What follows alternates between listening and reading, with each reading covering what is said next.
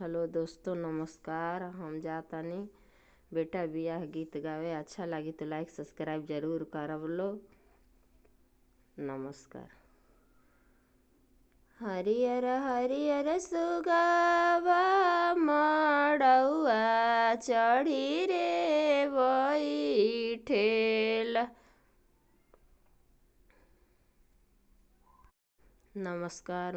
हम जातानी बेटा बियाह गीत गावे। अच्छा लगी तो लाइक सब्सक्राइब जरूर करल हो तो सुने लोगे।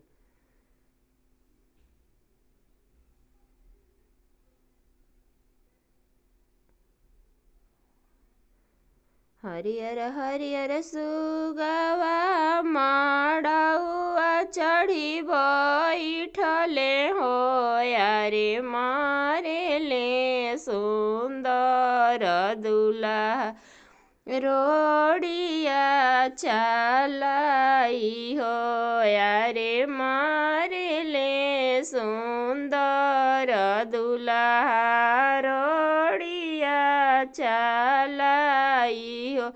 अरे रोइली सुंदर हो शुभवा नयन ढारे लो रहो।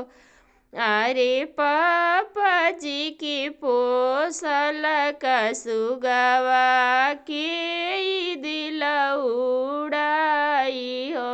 अरे चाचा जी की पोसल का सुगवा के दिल उड़ाई हो।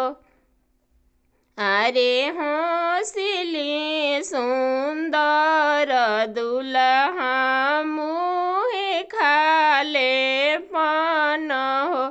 अरे पापा जी की पोसल का सुगवा हम देनी उड़ाई हो। अरे चाचा जी की पोसल का सुगवा हम देनी उड़ाई हो। अरे चुप हो चुप हो खानाई नवा पोछलो रवा हो। अरे तोहरा के किनबोई सुभवा जोड़े जोड़े सुगवा हो। अरे तोहरा के किनबोई सुभवा जोड़े जोड़े सुगवा हो। अरे रोइली सुंदर हो बहिनी नयन ढारे लोरवा हो। अरे भैया जी की पोसल का सुगवा के दिल उड़ाई हो। अरे हौसले सुंदर हो दुल्हा मुँहे खाले पनवा हो।